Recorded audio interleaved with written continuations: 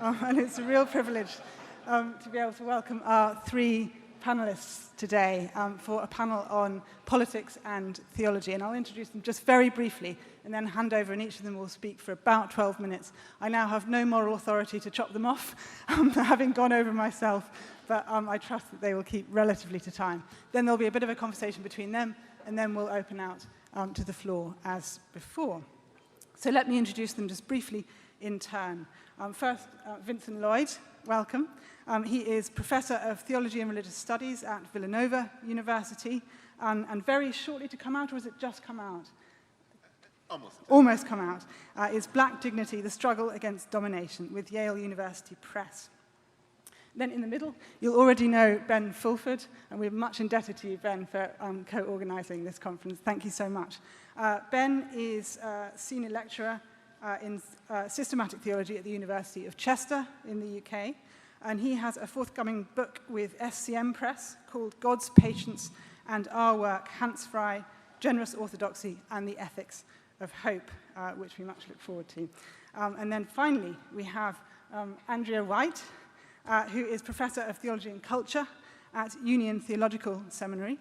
And she has forthcoming a really exciting sounding volume called The Scandal of Flesh, Black Women's Bodies, God and Politics, which is coming out with Cambridge. So it's very, very lovely to have you on a panel together. I'm really looking forward to hearing what you have to say. So starting with Vincent, thank you.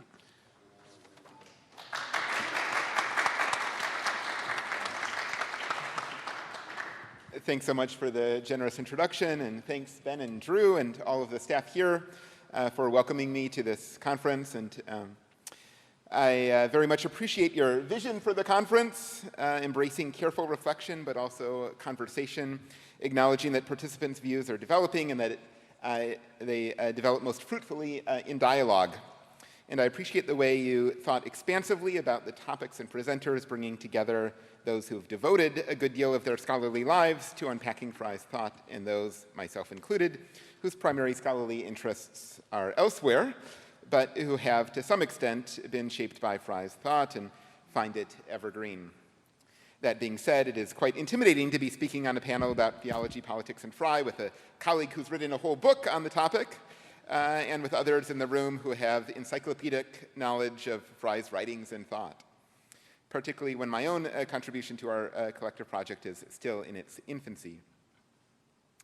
Before offering my brief remarks, I should participate in our ritual of recounting our own connections to Frei. As you can imagine, I did not know Frei. I was in kindergarten when he died. Indeed, I may have the most unusual path to encountering Frei's work, at least in a formal setting. While I had read Eclipse of Biblical Narrative as an undergraduate, read being a rather generous word for my loose encounter with the text, it was in graduate school that I first carefully worked through Frei's texts. Specifically, it was in an independent study course with my advisor, the Talmud scholar Daniel Boyarin, who directed it for me and for a colleague of mine who was studying Islam. So the Talmudist explained to us how Frei opened up the Jewish texts for him and invited us to think about how Frei could open up Christian and Islamic texts for us. All right, enough appetizer, on to the entree. I have learned a good deal about Frei and politics from Ben's work and Mike Higton's work, both about the political commitments and implications just below the surface of Frei's work, and from their important labor calling our attention to what Frei explicitly said about politics in the 1980s, in print and orally at other times. I want to take on a much smaller question regarding theology, politics, and Frei. I'm interested in why he dismisses forms of theology that are aligned with ideology critique, what we might call liberationist, or in secular terms, hard-left theological projects. My argument, or at least the idea I'd like to try out with you this morning, is that the picture of liberationist theology that Frei dismisses is not the necessary form of liberationist theology. Liberationist theologians, when they are not careful, sometimes slip into a structure vulnerable to Frei's challenge. But Frei himself offers resources for liberationist projects to insulate themselves from his critique. I'm using liberationist to indicate a style, maybe type of theological engagement, rather than a specific Latin American, Black, or feminist family of projects. I'm sure colleagues in the room today can speak better than I can to the way such projects were putting pressure on theological education and research at institutions like Yale Divinity School, particularly between the 1967 publication of The Mystery of the Presence of Jesus Christ in Crossroads and the 1975 publication of The Identity of Jesus Christ. There's another paper to be written, maybe it has been written, about the subtle and sometimes disclaimed ways that political context shaped scholarly production in that period in different ways in the US and Europe.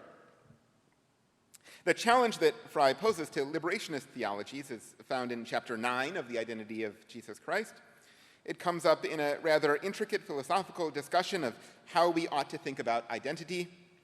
According to Frei, the questions that guide us in thinking about identity are, what is she like and who is she? To the first question, what is she like, the appropriate answer, Frei asserts, is not a set of qualities. Rather, the answer ought to involve what she did when she was characteristically herself. Importantly, this turn to actions is also not frozen in time, recounting changes in how someone acts when characteristically herself, as Frei puts it, quote, even those to the very core of her, right? So even changes, right? Even those that are changes even to the very core of someone are part of the way we answer the question, what is she like? The what is she like question draws our attention to actions, but for Frei, intentions and actions are knotted together.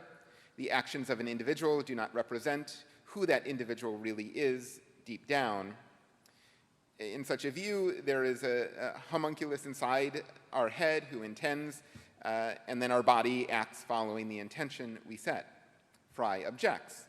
Action does not merely illustrate or represent identity, rather it constitutes identity. A person is what he does centrally and most significantly, unquote. There's not a person inside a person, there is only one person unified. However, that does not mean individuals always execute their plans perfectly. There is indeed mismatch between how we understand ourselves to be and what we do.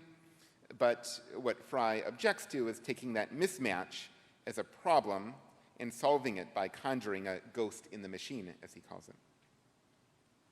When Frei turns to the second identity question, who she is, he similarly refuses the ghost in the machine view. Appropriate responses to this question include one's name and one's body, and also one's community. Yet essential to understanding identity on Frei's account is appreciating the way these answers do not suffice. Our identity is more persistent, more elusive, and more ultimate than name, body, or community suggest. Once again, upon this realization, we are tempted to conjure a ghost in the machine, a self who stays constant, but it is a temptation we must avoid. Rather, there is a sort of mystery imminent to identity, a sense of opacity or perhaps tragedy that our forms of representation always miss.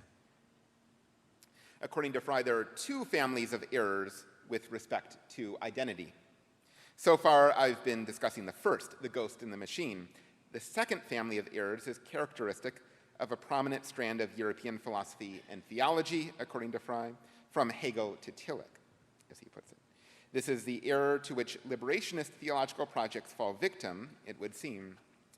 Those who fall in this camp reject the ghost in the machine view of identity, but they also believe, quote, there is at best a real distance between true selfhood and its manifestation, and at worst, a genuine incongruence or contradiction between them.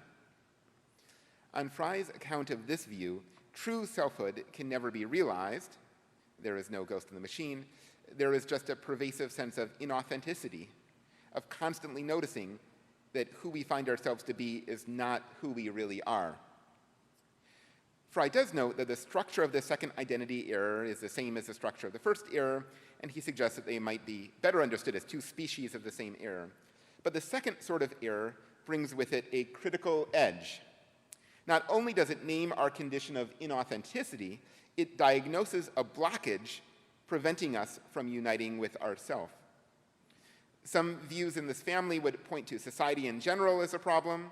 Others point to oppressive systems like capitalism, but we might also think of racism, patriarchy, and imperialism, not named by Frei, as necessarily blocking identity from being unified, that is, as making us feel as if our sense of ourself mismatches who we really are. According to such views, identity must be understood as a quest for identity, an effort to cut through the ever-present distortions imposed by society or structures of oppression. It is a futile effort. The social forces distorting identity will not be fully overthrown in this world, on Frei's account of this view, and the closest you come to finding your identity is accepting your alienation. Frei goes on to associate this position with Gnosticism and with a refusal of public discourse, since public discourse is seen to be irretrievably contaminated by the tainted social forces. So far, Frei's description of this second family of identity errors is largely secular, but at the end of chapter 9 of the Identity, he offers an example of what theological versions of such views look like. He writes, quote, "Jesus himself, in his preaching and action, is seen to manifest a crucial choice against such simple identification with the world, and he, therefore, is the crucial occasion for our own decision as to who we are." In other words, Frei worries about depicting a Jesus who opposes the wisdom of the world, who is essentially in struggle against the forces of domination, It strikes me that there is an important worry here, but also some miscommunication. Liberationist theologians can indeed focus so much on struggle against capitalism, colonialism, racism, patriarchy, and other forms of domination, that struggle to cleanse identity comes to define identity without remainder. It can seem like the proper answer to who I am is the one who struggles against the forces who would conceal who I am, with Jesus as a paradigm. This is more than a conceptual error. Frei rightly worries that this can distort public engagement, making such theological projects bend away from justice rather than toward justice, in spite of themselves. He also worries that they get Jesus wrong. But this picture of liberationist theologies is at least in part a caricature. At their best, liberationist theologies have an eschatological vision that adds a remainder to their account of identity. It's not all struggle. It is struggle inspired by a vision of a world without domination, a vision that comes from beyond oneself. The sectarianism and refusal of effective political engagement that Frei worries about is kept in check because that eschatological vision is shared. In liberationist theology, unlike in some strands of secular leftism, the struggle against structures of domination is penultimate rather than ultimate. Therefore, the private myths that Frei worries might take hold in such spaces are reframed as tactics for challenging domination. Liberationist theologies do not always remember this, however. I think there may be resources in Frei's account of identity to help remember. Specifically, liberationist theologies could take care to avoid broad brush claims about inauthenticity and instead focus on the precise ways in which systems of domination distort identity. Recall how Frei describes the friction that is a necessary part of intention. Quote, "An intention, unless impeded or frustrated, is no intention and has no mental status at all except as a plan to be executed." For Frei himself, then, in the intimacy and everydayness of one's life, there are necessary struggles to bring coherence to identity, struggles that could be diagnosed as growing out of structures of domination. In the longer version of this paper, I'm looking forward to exploring how this way of framing liberationist theologies and Frei's conceptual scaffolding might put pressure on both Frei's reading and liberationist readings of the Gospels. Thank you.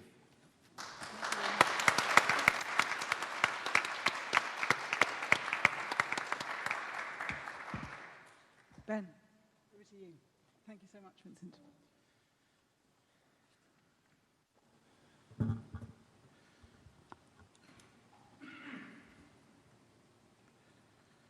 Well, follow that. So I want to talk a bit about Hans Frei, Providence and Hope. And in these remarks, I want to enlarge on a theme on the book that Susannah referenced in her introduction to me. I'm going to sketch a debate about hope in certain liberative theologies from this continent, and then argue that Frei has an account of hope with a political dimension, and finally make some comments on his significance for that debate and vice versa. I'm going to begin with a critique of theologies of hope made by Miguel de la Torre in his recent book, Embracing Hopelessness. De la Torre argues that Christian hope in a salvific future helps to sustain a brutal and unequal status quo full of suffering. It is illusory optimism. It keeps us from facing the reality that history is amoral and there is, quote, no bending towards justice. Such hope has, he thinks, three principal effects. First, hope, quote, soothes the consciences of those complicit with oppressive structures, end quote. Their hope in a salvific future allows them to numb themselves to the pain of the oppressed and not take radical action. Second, hope holds the hopeless back from desperate radical action. As long as hope exists, quote, the world's wretched have something to lose and thus will not risk all to change the social structures, end quote. Finally, hope, quote, lulls activists into accepting the history of the oppressors as a necessary conflict pushing humanity towards the next elevated historical stage. It, quote, fosters a demobilizing conformity. The first step towards liberation, therefore, is to crucify such hope and embrace hopelessness. Only when there is nothing to lose are, quote, multiple possibilities opened up with new opportunities for radical change unimaginable to those playing it safe. One might object, and some have, that hope is and has been essential to the struggles of oppressed people and to a great deal of Christian activism by them and in their cause, and that despair can immobilize itself. Despair itself can be immobilizing. But de la Torre is not against hope altogether.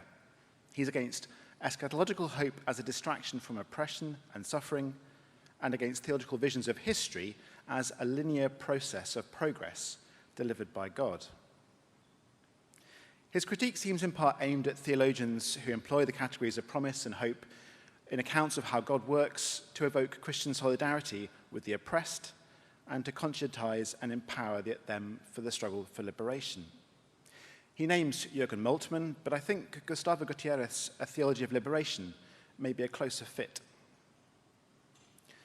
Moltmann's account of the gospel as the promise of the coming of the crucified and risen Jesus Christ sees that promise evoking hope in God's future in those transformed by the Spirit into conformity to Christ, making them restless with an oppressive status quo as they stand in solidarity with the suffering and God-forsaken.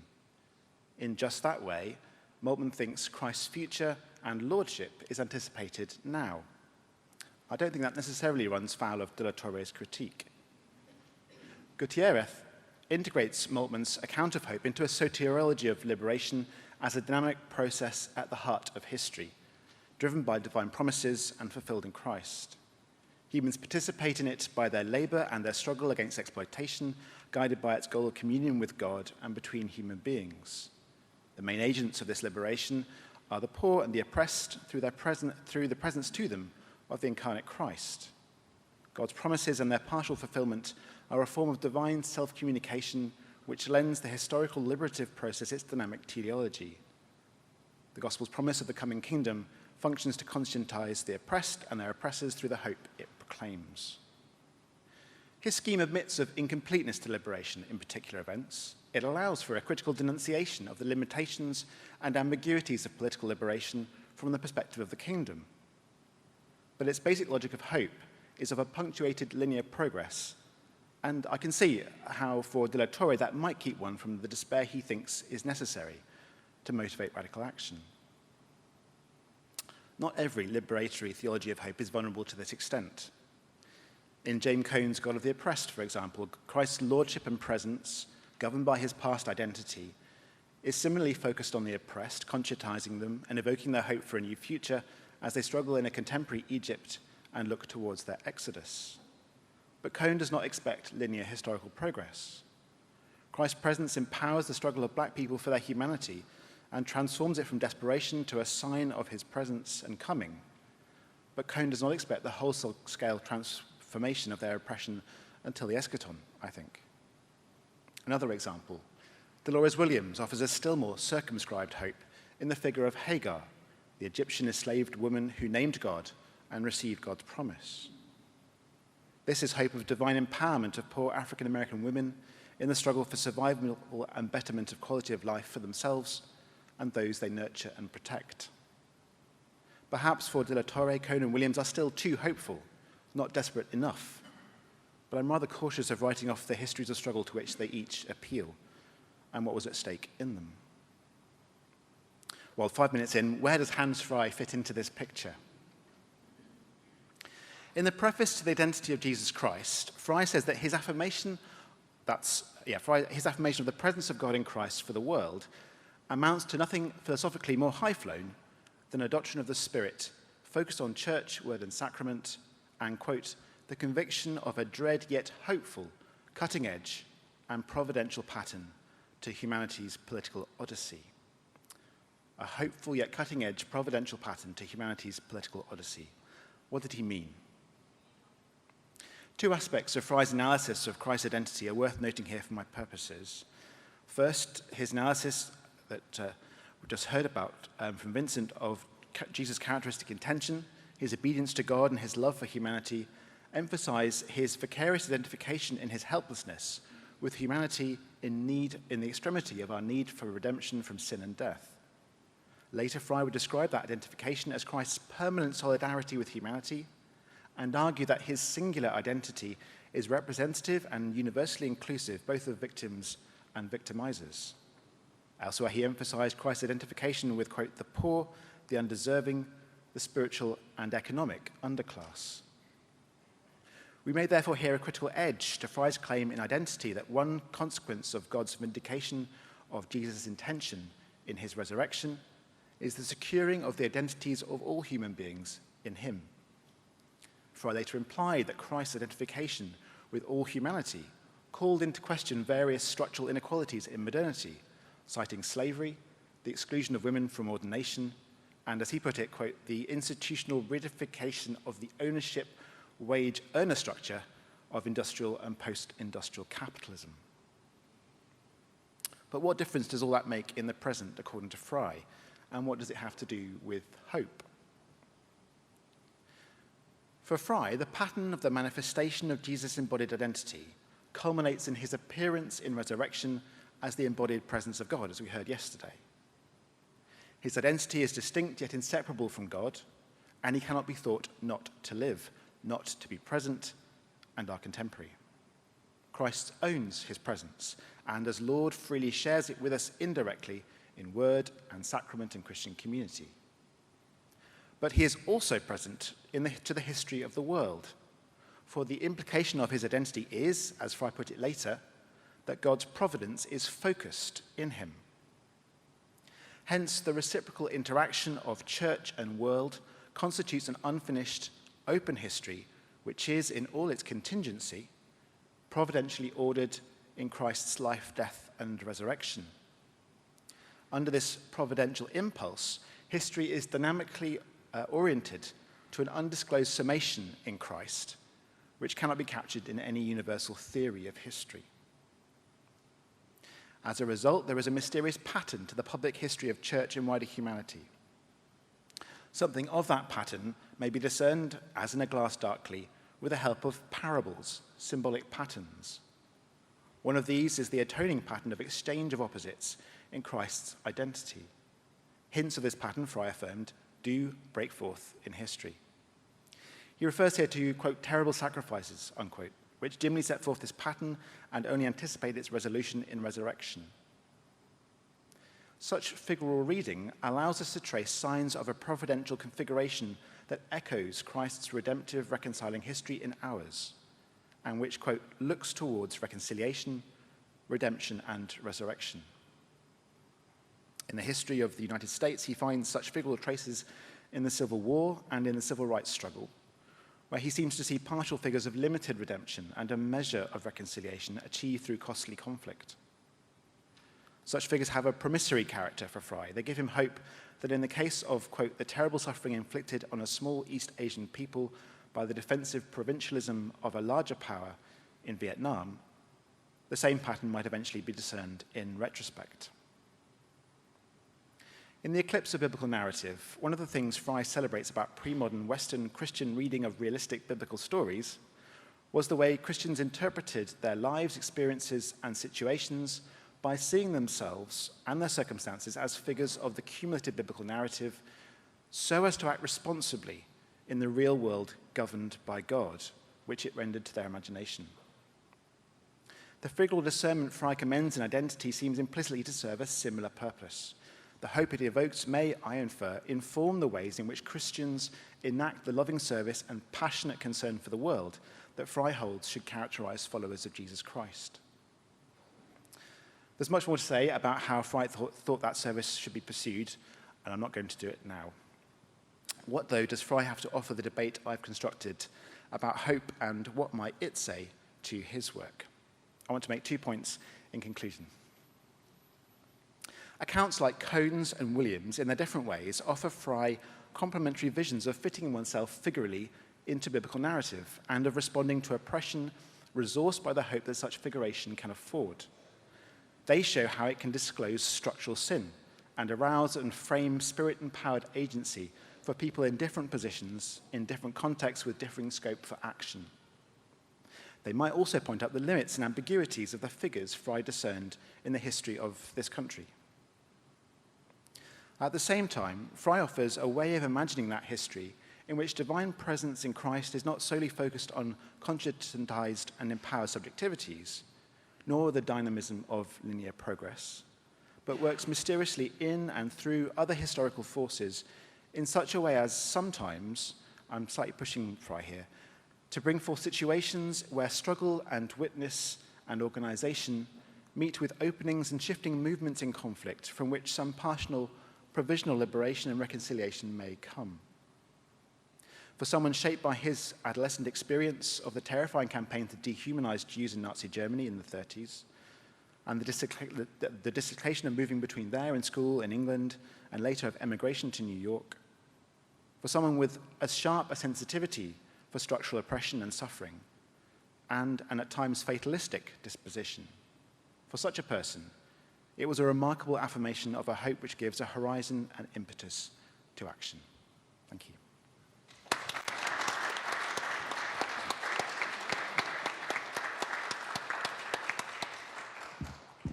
Andrea, we welcome you up to the podium. Thank you. I was still taking notes. That's great. So thank you for the invitation to be here, and especially to the organizers. I know so much work goes into this, and it's really an honor to be here. It was impossible to go through Yale Divinity School in the early 1990s without reading Hans Frei. And even if he wasn't on every syllabus, he was in the oxygen we breathed in the classrooms of Brevard Childs, Robert Johnson, Serene Jones, Leander Keck, David Kelsey, George Limbeck, Catherine Tanner, and even Ellen Davis, who claims she doesn't understand him.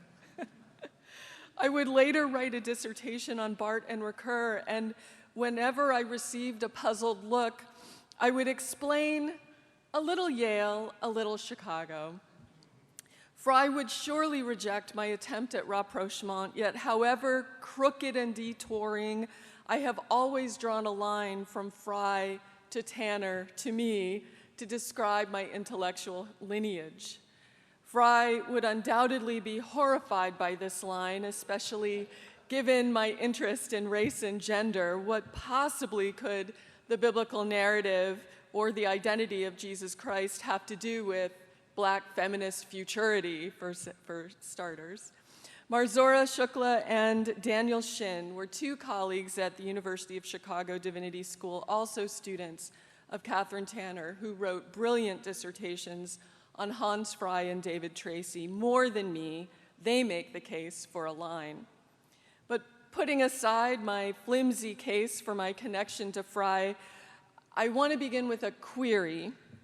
Why this theological experiment, this meditation on the identity and presence of Jesus Christ? Hans Frei is clear from the start. What's at stake is a so-called simple question, as he puts it: how shall we speak of Christ's presence? How can we talk about the relation between Jesus Christ and Christians? But these how questions have lurking behind them a why question. Why are we grappling or wrestling like Jacob at the Jabbok? What is the worry? The why is definitively not an apologetic or dogmatic exercise. In fact, Frei says dogmatics is a temptation because Christians seek refuge in dogmatic affirmation to escape works of love. But if not dogmatic, I think he would agree the impulse behind these why questions is theological. And by that I mean it has something to do with God talk. Even more precisely, it has to do with God. And Frei names the worry as he approaches the end of his reflections. This essay on identity and presence emerges from, as he puts it, a fear of non-identity and the convictions of fleetingness. This sounds rather like existential anxiety, but the exercise is thoroughly theological, which is to say, what is at stake is no less the presence of God.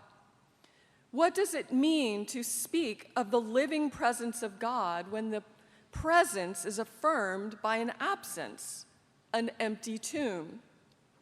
There are no witnesses to the resurrection of Jesus, only the post-resurrection appearances.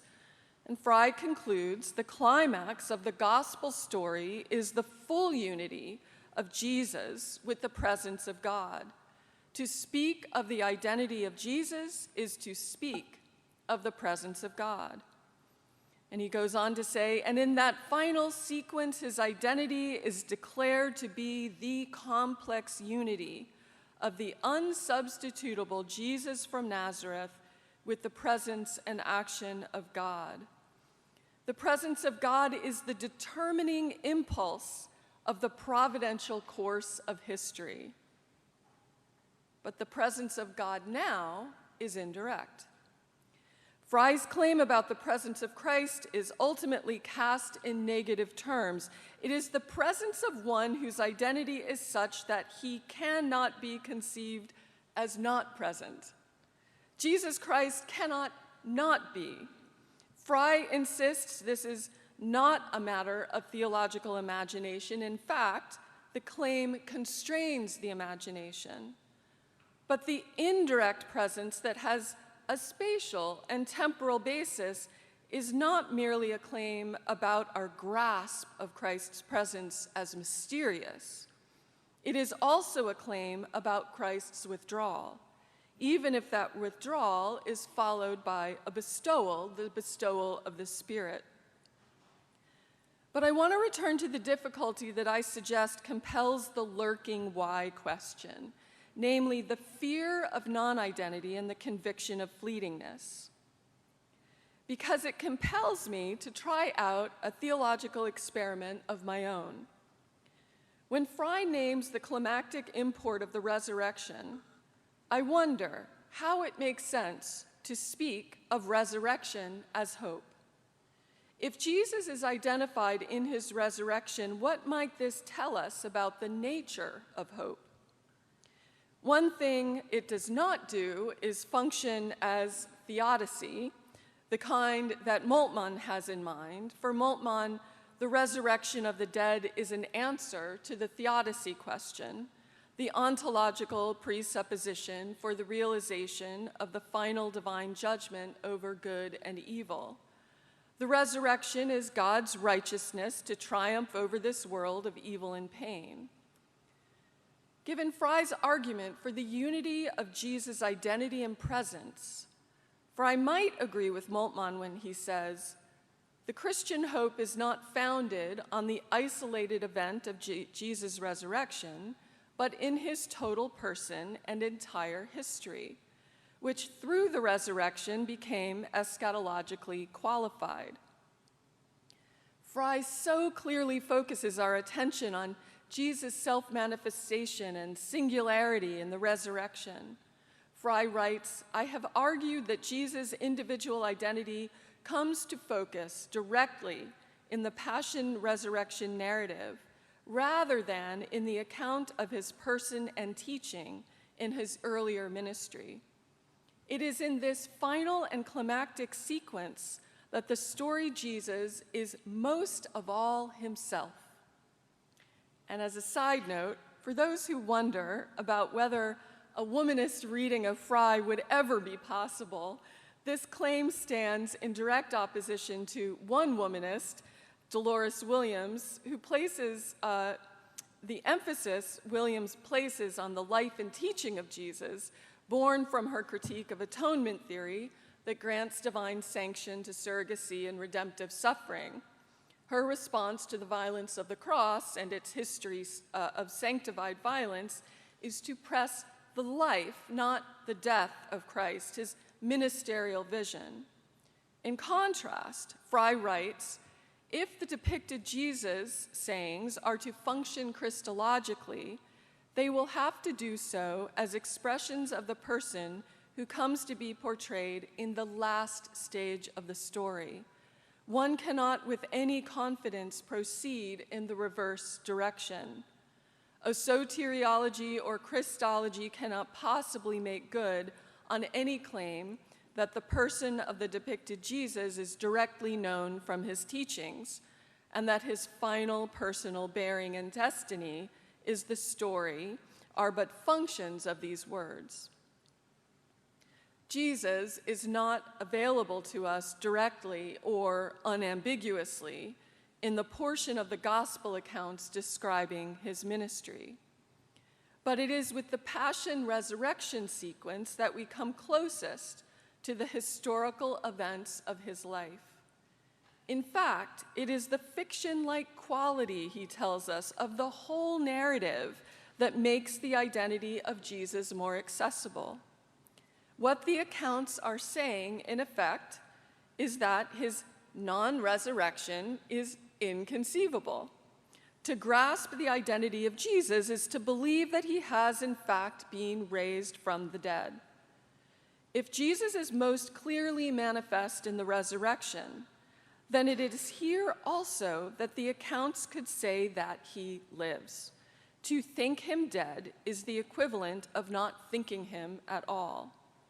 His identity is one who lives, who is life, not death. This is where the identity is to be found. Perhaps here, Dolores Williams might not dismiss Frei outright. My theological experiment with resurrection hope would benefit from reflecting on two significant points raised by Frei: his points about power and powerlessness, and his point about God's hidden action. Frei speaks of the coexistence of Jesus' power with his powerlessness in the crucifixion. He writes, Jesus has an abiding initiative in and even over the circumstances that hold him in thrall. But he is nonetheless genuinely helpless. There's a transition in the story from a certain liberty of action to an equally certain elimination of it. Jesus' identity is enacted and comes to outward expression. But as the story comes to a climax, the stress is on God's increasingly direct and exclusive activity, but in a peculiar fashion, Frei tells us, for the hand of God, though obviously dominant and alone efficacious and directly present in the raising of Jesus, remains completely veiled at this point in the story. But, and quite significantly but, when we turn to the actual accounts of the resurrection, the hand of God is scarcely in evidence at this point in the story. In fact, the word God, Frei says, is hardly mentioned at all here. So we've got a very peculiar logic at work. In Jesus' passion and death, the question of his subject identity is left most in doubt. And the resurrection of Jesus is the presence or manifestation of God's hidden action. What is notable here is the spatial and temporal dimension and Jesus' bodily existence relative to the manifestation of his identity. Frei says this is a complex pattern of unity and differentiation between Jesus and God. It's preserved and, in fact, reaches its climactic fulfillment in the resurrection. I want to propose that this is the same complex pattern and peculiar logic that is at work in hope. The movement of direct and indirect presence, of veiling and unveiling, of power and powerlessness are features of Christian hope. Hope against hope is understood in this light. It addresses the fear that Frei speaks of, the fear of non-identity and the conviction of fleetingness. My theological experiment with a Frei-inflected notion of resurrection hope may in the end be too dogmatic for him. At the end of the day, maybe trying to make Frei's claims about the unity of Jesus' identity and presence to have some bearing on eschatology is maybe an imposition, an ill-fitting cloak at best. Perhaps the why question lurking behind my experiment is, why should we read Frei in this third decade of the 21st century, with anti-Blackness in the US and the allure of Afro-pessimism as an appropriate response, with precarious nation-states and imperiled democracies in view? I have thoughts of Brazil's election on Sunday, but especially in light of our planetary emergency. If we are left without resurrection hope in the reading, then perhaps it won't be necessary. But I would like to think Frei has something still to tell us. Thank you.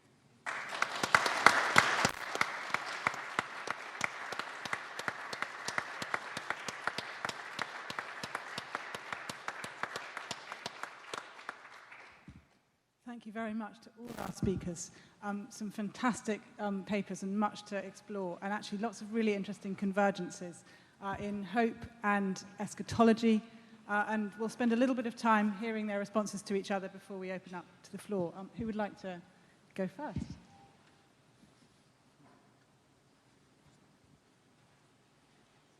Vincent? Sure, I'm not sure if I have anything very profound to say. It seemed like there's a common theme of resurrection and thinking about how the two of you talk about resurrection differently, or it might be interesting for me to hear, to sort of clarify your points. I guess I'm also curious, just from Ben's paper, about this sort of ethos of uncertainty that seems like it's rightly attributed to Frei, which could go in a sort of tragic direction or a hopeful direction, and it's because of the resurrection that it goes in the hopeful direction. I mean, I wonder, with that ethos of uncertainty, if we think about it more in terms of vulnerability, if how that changes things. Does that sort of add intensity to the sort of hope if the uncertainty is vulnerability, or does it require a different sort of reading of the resurrection or something like that?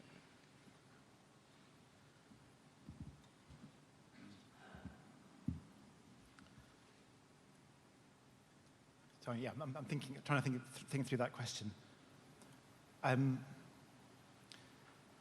think vulnerability does add something to the uncertainty. I suppose the way that I've been thinking about Frei and hope in light of his recovery of figural reading is that were the individuals or groups or communities to take that on board, there would be absolutely no guarantee or certainty that the actions that you undertake or the stance that you take is going to achieve its objectives, is necessarily going to make a visible difference to particular conditions of structural oppression. And I could imagine that in that situation, therefore, to commit oneself to a path of action, to a tactical strategy, in light of the hope that's generated by the kind of figures that Frei discerned, is perhaps to be impelled towards a greater sense of risk and vulnerability than one might otherwise undertake, with what might otherwise seem a more realistic appraisal of the imminent possibilities in a given situation. So in that sense, I think there is a sort of intensification. And I suppose in that sense, too, there is something maybe of the dialectic between that's involved in the absence and presence, the direct absence, the indirect presence of Christ that David was commenting on yesterday, whereby the one who is risen and that risen life is hidden from us, a life we do not know, as Frei says in the epilogue to Identity, and only available indirectly in a way that doesn't immediately secure us from all the risks of action. There is for Frei an account of how the meaningfulness of such activity, even if it is not fruitful in this time, is ultimately eschatologically secured by Christ's future presence. And there's a whole set of questions that might generate, but that's probably enough for now. Thank you, Ben. Andrea, would you like to come in on that? I actually have a question. Yes, may I? please. I would love, Ben, the last bit of your paper was, I found it very provocative when you talked about Frei's fatalism, and I wanted to hear more. Sure. So there are a few places where Frei talks about having a fatalistic disposition, if I remember correctly. There are some autobiographical notes he wrote at some point. They're undated. They're in the archives here. They're quite cryptic.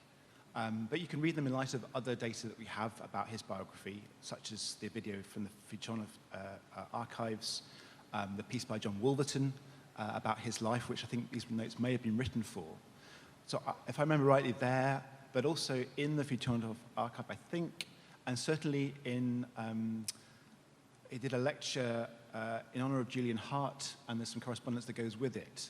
I think in those places he talks about having a naturally fatalistic disposition, one which he found sort of partly confirmed in H. Richard Niebuhr, so that fits, I think, with Kate's argument from this morning, and for which Julian Hart provided a sort of antidote with the language of grace. But nevertheless, that was, if you like, what he felt to be his default.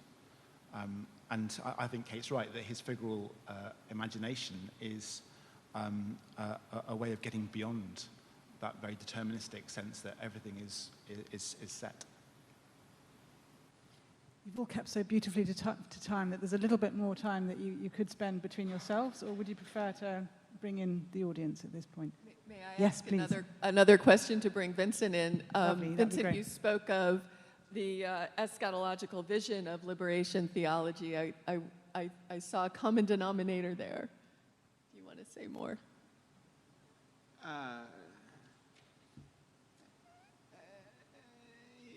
Thank you. Yeah, I'm not sure if I have too much more to say. It seems like it feels like there's some work to be done just in the field in general, thinking about this sort of secular framework of non-domination and theological framework of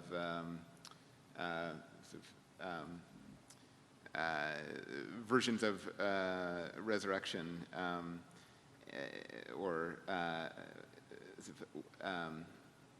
put another way, if is life without domination somehow holy life or something like that?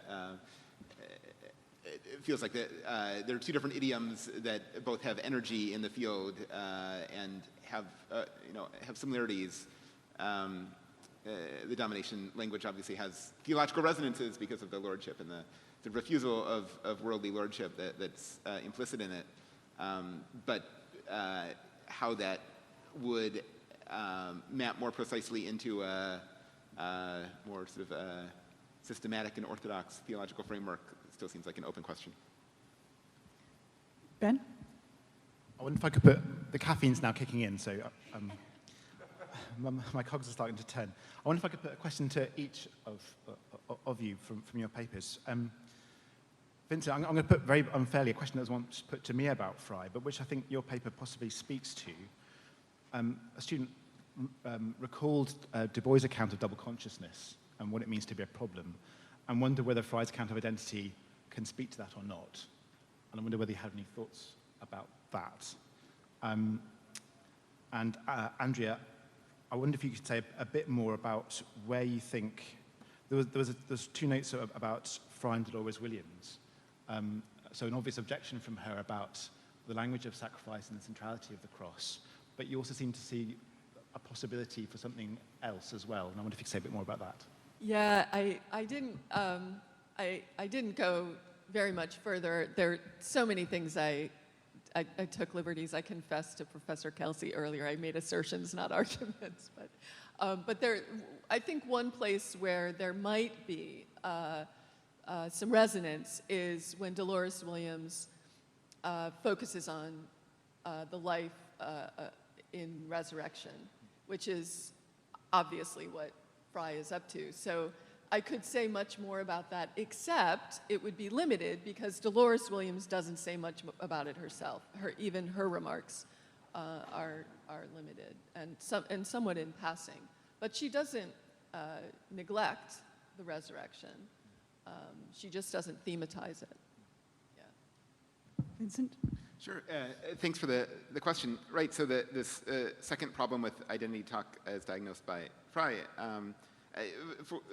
is sort of grows out of his worry about Marxism, or at least is explicitly framed in terms of Marxism and the sort of sense of the self as alienated and the sort of struggle against forces of capitalism in order to end that alienation with that end not in sight. So it strikes me that that has something, there's a structural similarity with various sort of, stories about racism, including more recent Afro-pessimist stories about racism. Right? There's a sort of constitutive feature of anti-blackness in our world and on ourselves, and there's no end in sight again from that sort of sense in which one is taken away from oneself by anti-blackness. And yeah, I mean, the Du Bois double consciousness probably does that in a slightly different way and with a more ambiguous and changing, as Du Bois's life goes forward, sort of temporality. Thank you all. Let's open up now to the floor. Would anyone like to chip in with a question? Yes, please. Is there a roving mic? Yes, a mic is on its way. Thank you very much indeed. I have a question that goes to the Hope papers, to Ben and Andrea White. So there is this traditional critique of hope that turns us blind, like blind faith, blind trust. And you referenced the Embracing Hopelessness book by De La Torre. But that presupposes that hope is a choice. And generally, and theologically speaking, it's not. And there are, I think, two basic versions and make sense of that hope is not a choice. Number one is that it's a gift, within the realm of faith, it's given. Less traditionally, the second option is it's an entailment. Like, if you play chess, then you have to make particular moves. If you do not, it's not only about playing badly, but just stopping to play. So now my question, is Hans Frei of any usage to make sense of these counter-critique of criticizing and undermining hope?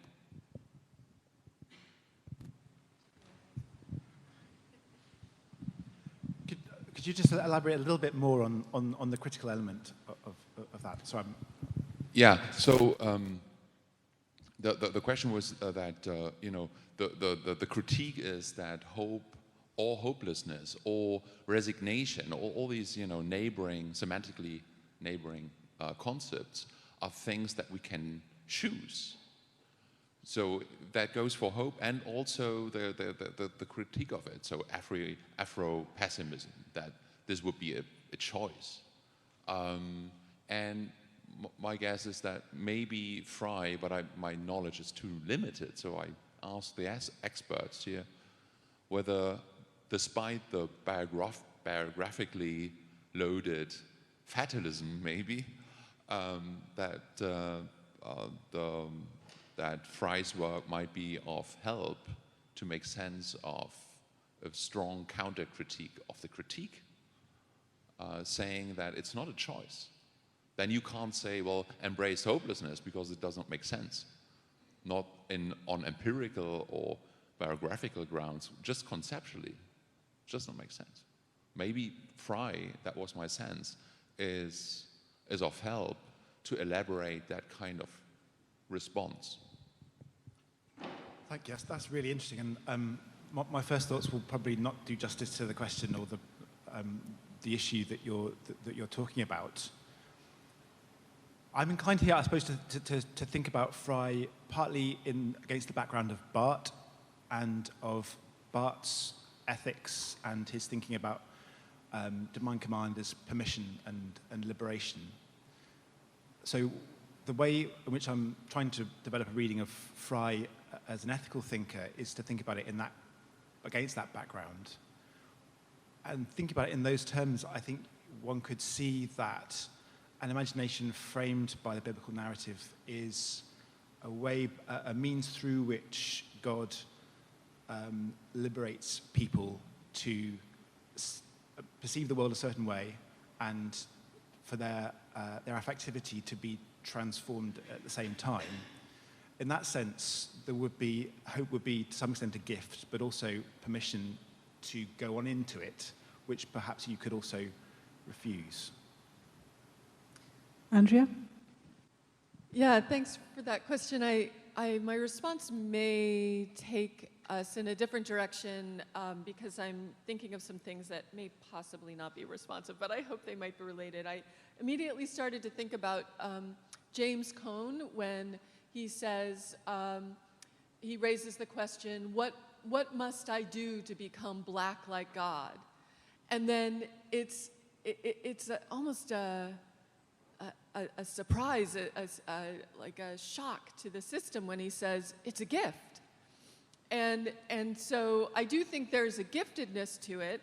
And the reason why this may be non-responsive is because what I think I like to do with Frei is land on a thoroughgoing theological point, which is something about the way in which hope and faith are related, which is an utterly different thing from the hope as an investment in some outcome, or hope that they're without guarantee, or optimism or disposition, or where hope looks like a virtue of some sort.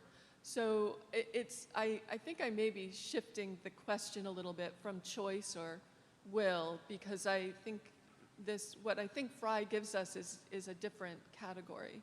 And I made the point with Cone. I don't know how Frei would feel about that. Rachel. Hi, thanks very much. That was a fantastic panel. I have a really broad question, so it's going to be one of these ones where hopefully people can pick up things. I'm curious about categories of embodiment or the body in relation to the identity resurrection complex particularly, and particularly when one starts thinking about politics and political struggles and the Marxist analysis of alienation and so on. Because I was also really struck by this suggested in David Kelsey's paper yesterday that the actual language of incarnation was relatively downplayed in some key texts of Frei, and that got me really bothered about the relationship between body and identity in Frei. But then I'm interested in whether there's a sort of political spin to those questions, and I guess I'm also really interested in Andrea's work and what she's going to say about that specifically. But I know all of you have done really interesting work in this area, so it'd be great to hear something. Thanks, Rachel. Would anyone like to kick off with that? I'll pick on one of you in a minute. Anyone want to take lead, Vincent? Just very briefly, because, right,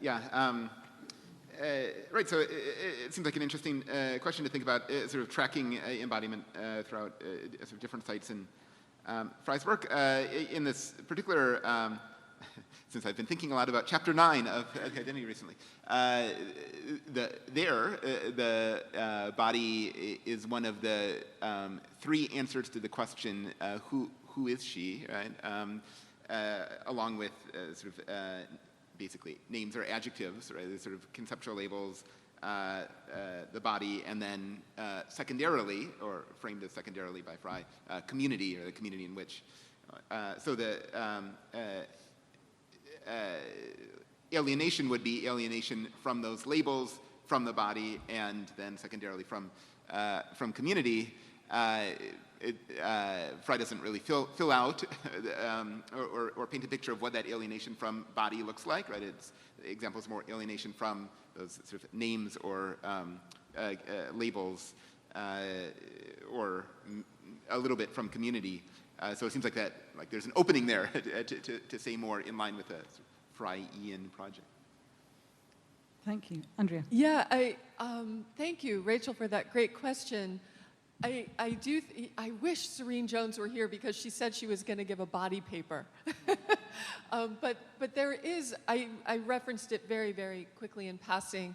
You know, obviously he attends to the spatial and the temporal when he's talking about identity, and identity isn't fleshed. So it's very much, I think there's a realism, actually.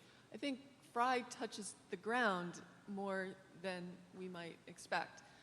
So the body is there, even though it's thematized briefly. It's very much embodied. It's very much enfleshed. I don't think it's missing. Yeah.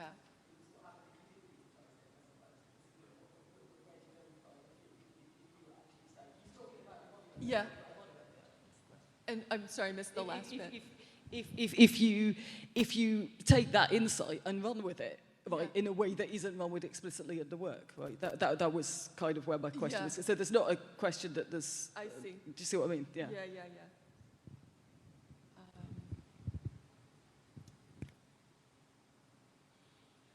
Yeah. I think this, one word I tried to not use, although it winds up being implicit, is the word dialectic when I started to talk about the structure of hope. And the reason I was kind of allergic to the notion of dialectic is because it still sounds too metaphysical. So maybe the way the body shows up is in the lived experience of what it means to hope, which is to hope against hope, which is to also suffer, which is also to resist. And yeah, so I don't know. I'm thinking out loud here, but. It's great, thank you. Ben, would you like to add anything? Just I suppose a footnote to both those comments. I think Andrew's absolutely right that body embodiment is running underneath a lot of this. It comes out, one place it comes out quite explicitly, I think, is when in the epilogue to Identity, which is a really helpful key to the rest of the book in some ways, if you read the end first. And he talks about how it is that the story, we read it in chapel yesterday, how it is that the story becomes meaningful, not by some universal account of how meaningfulness happens, but by the patterning of one's life and the governing of one's body. In that sense, I think discipleship is meant to be a very embodied, lived experience. And what perhaps goes with that as well, another sort of under-thematized note in Frei is the importance of affectivity. So you can quite easily read the identity of Jesus Christ as privileging enacted intention in particular, in a very strong way. And you might think, well, what happened to this whole dimension of our lived bodily experience? that's so important, and that some theologians now are trying to wrestle us back into engaging with. Is Frei someone who, for all his concerns about Schleiermacher, perhaps like Barth, is troubled by affect as a category, maybe?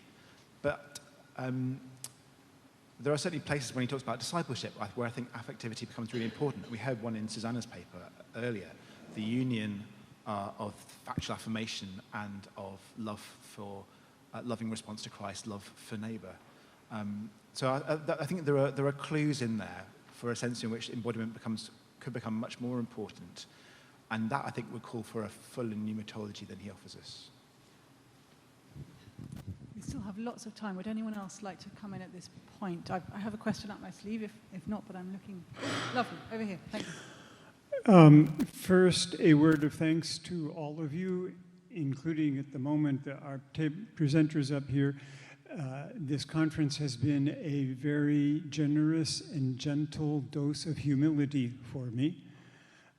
You have reminded me, first of all, this conference is my introduction to Hans Frei, and you have reminded me with your several presentations about how far behind I am in my reading.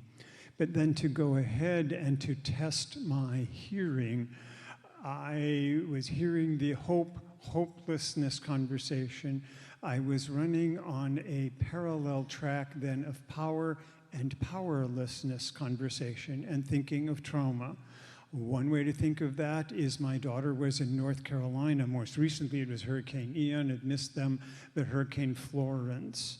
That became the introduction to her care and her community for ACEs, adverse childhood experiences. And so I'm more and more aware of, you're powerless when this hurricane is floating through. And then permit me, I want to speak most gently and carefully about the subject of rape, and being very grateful for conversations about rape that said simultaneously, it's true, you were powerless in that time, in that place, with that person. But it is also true that you are a powerful person. And so I'm wondering, in a sense, I'm testing my hearing here, hope and hopelessness, power and powerlessness, that the experience of trauma can give us both this glimpse of understanding Christ's power and powerlessness at the same time, and in the reverse, oh, that's his presence with me, power and powerlessness. So I'm testing my hearing. If you have any comments, I'd be happy to have them. Thank you. Would anyone like to begin? Just a quick thought. You make me think about Jesus' death as death of bodily death and not death of subjectivity. I don't know if that is resonant, but yeah. Just a quick thought. Vincent or Ben?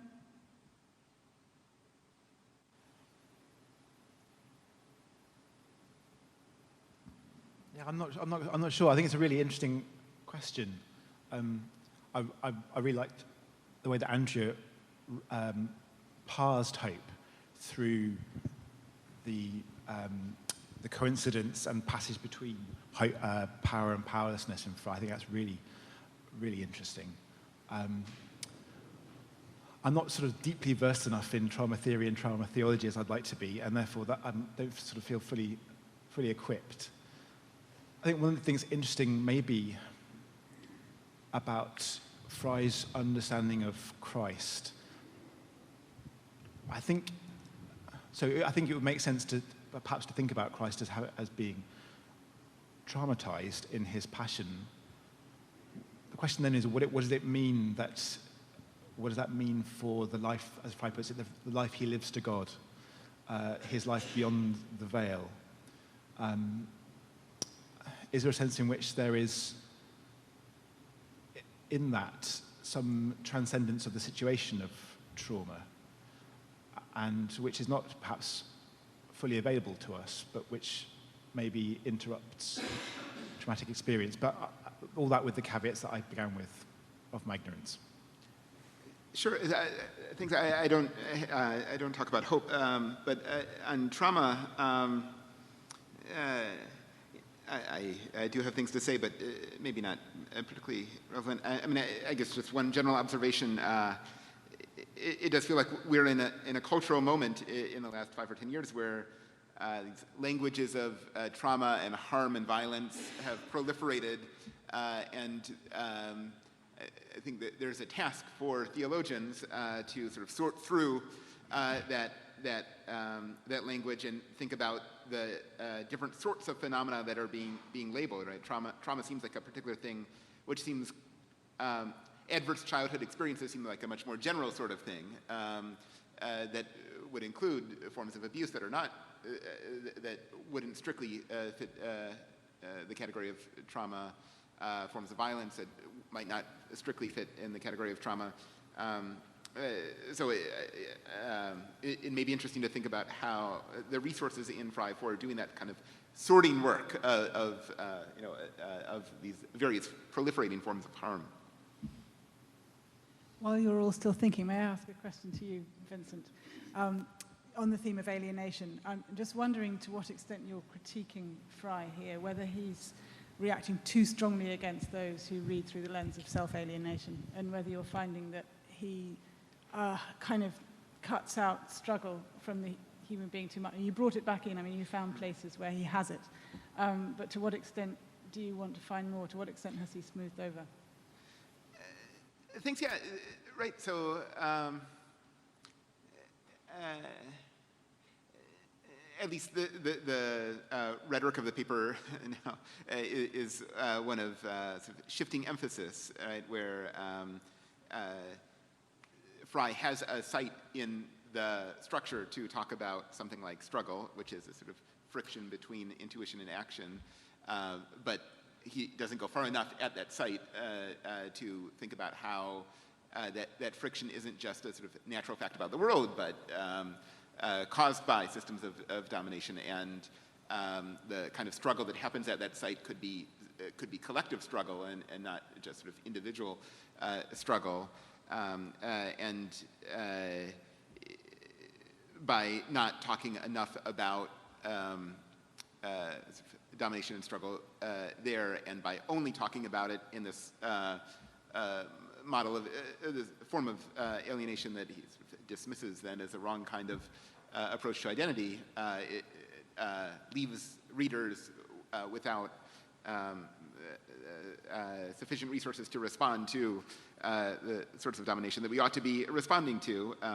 So the paper was a sort of corrective to say if Frei shifted the emphasis, could respond to this, to the world better. Thank you. Any other questions from the floor? Yes, please. Oh, yeah, just in the middle here.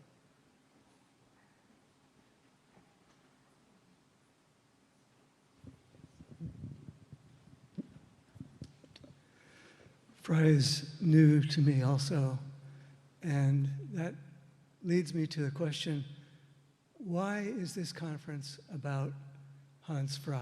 What, of all the amazing people whose names were reeled off earlier, why is he the chosen one? Well, Ben, being a co-organizer, you might want to take the first part of that. I mean, David Kelsey's right here. We could switch channels.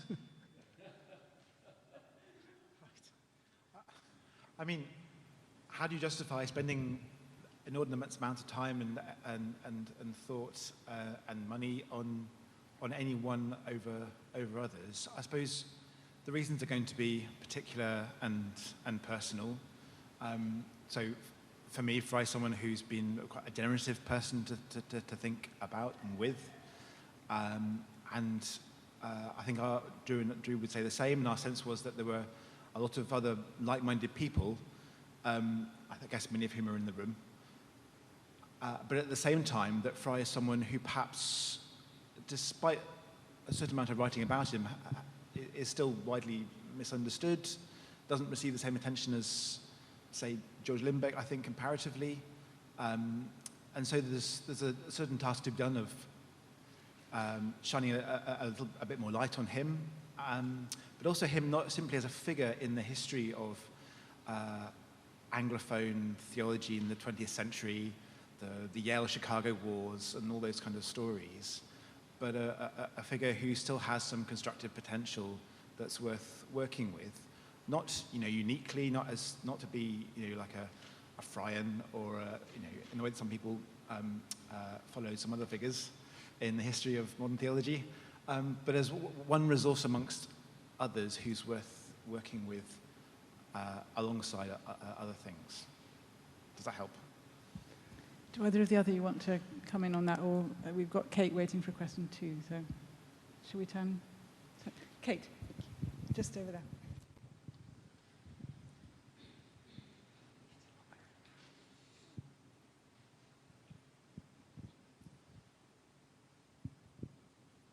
Thank you for a splendid panel.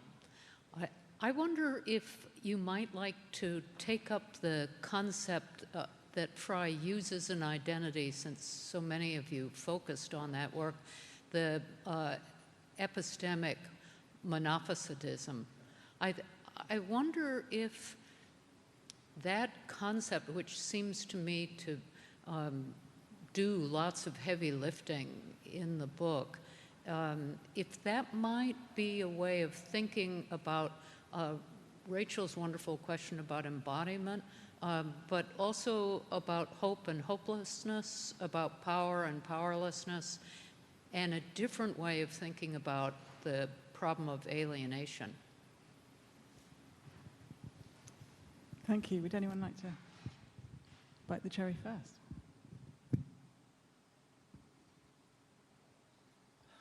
I'll have a punt. Thank you. That's a lot to think with. And there's a whole question here, isn't there, about how one understands what Frei means by he never explains it. Right. And I think it turns up first in his doctoral dissertation as a way of critiquing Barth right towards the end of that enormous work. So the way I understand it, for what it's worth, is that it's a critique of an account of the knowledge of God in Christ, which is not sufficiently receptive to embodied historical ways of knowing God in Jesus Christ. It's too narrow a bandwidth. So in relation to hope and hopelessness, since I guess that's where I'm on the peg for, in a way that brings me back to Victor's paper yesterday and the resources in Frei's later work for attending to Christian communities and their practices and their lived experience, that if one affirms with him the presence of Christ in Christian community, supported by word and sacrament, and takes seriously the potential for thinking about embodiment and affectivity that is sort of latent in his work, then to think about Christian communities as sites of hope would involve attending thickly to what's going on in them. Yes, their practices, their initiatives, their strategies, the currents of affect that work for and against what they seek to do in their witness to the world, and in their dynamic engagement with their contexts as well, receiving as well as giving. And that probably would, if I would take that seriously, that would demand a much more sort of thicker and more complex account of what it might look like to hope in the way that I think Frei gestures towards. Andrea or Vincent, would you like to have a go? I have to think more about this. Can we talk at lunch? Which is coming quite soon, but not just yet. Vincent, would you like to know? And we've got time for one or two more questions. Kathy, in the middle.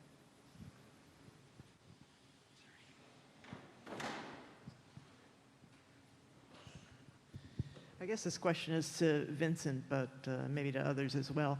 I'm wondering whether the understanding of struggle could be brought into the way Frei looks at things around questions of discipleship, following Christ at a distance. I mean, there's a difficult process there. there are a lot of interrupting, distorting forces that might be linked to forms of oppression there. Not that Frei necessarily developed them, but I think that implicitly there's a sense that the difficulties there in the being a pilgrim and following at a distance have something, that's where the struggle part of it is coming into play. Thanks, that's great. That's really helpful, and I want to keep thinking with that. Does anyone else want to chip in with a comment on that? Just again, a sort of footnote. I think one further resource in Frei for thinking about alienation and struggle is some of the comments, this goes back to David Ford's paper, about that he makes, I think in Identity, maybe elsewhere, about John's Gospel. Because I think he understands John's Gospel to offer an account of fallen selfhood, which is alienated. So selfhood is not fundamentally, ontologically alienated as created, and there he's differing himself from the accounts that he criticizes in chapter 9. But there is, I think he sees a resource in the fourth gospel for thinking about that contingent alienation. Anyone want to have a final shot? If not, may I ask you all just one last question about the eschaton and its logic, because it's cropped up in all of the papers in various ways, and I'm interested in what different kind of logic it has. I think if it's treated as a sort of finite future, you get all the problems that Ben was talking about in his paper. So would any of you like to elaborate on how the difference of the eschaton from created temporality makes a difference to hope? So hope for something eschatological is really fundamentally different from hope for a different future. Any thoughts on that? I confess that I read Recur on hope, and I resisted the urge to put Frei and Recur in conversation. It felt a little cliche, but I do have Recur in the back of my head when I think about the absurd logic of hope. There's something very absurd about it, and it really only is hope in the face of hopelessness. It's, as Emily Towns would put it, it's hope born of lament. Yeah. Hope that is born of lament. Yeah. Thank you. Any other thoughts from you two, or final comments for the whole panel? I'll have a go. I guess I'll try and answer your question. So there is an eschatological statement towards the end of the identity of Jesus Christ, and Frei talks about an eschatological summation of all of history in the future mode of Christ's presence, in which all kinds of sort of humanistic human projects, and I think he says the good creation, the non-human world, are preserved from meaninglessness. And I think that's one of his concerns, is that it's to stave off a kind of despair, which perhaps he felt a natural tendency towards. But there's not much we can know about that other than the identity of Christ himself as a sort of clue toward it. And therefore, that would suggest some kind of sense of fulfillment of temporality, I guess. One in which all kinds of differences are deepened, all kinds of particularities are intensified, I think, and in which all kinds of frustrated projects and lives somehow find a non-trivial fulfillment. I think that's what he's gesturing towards.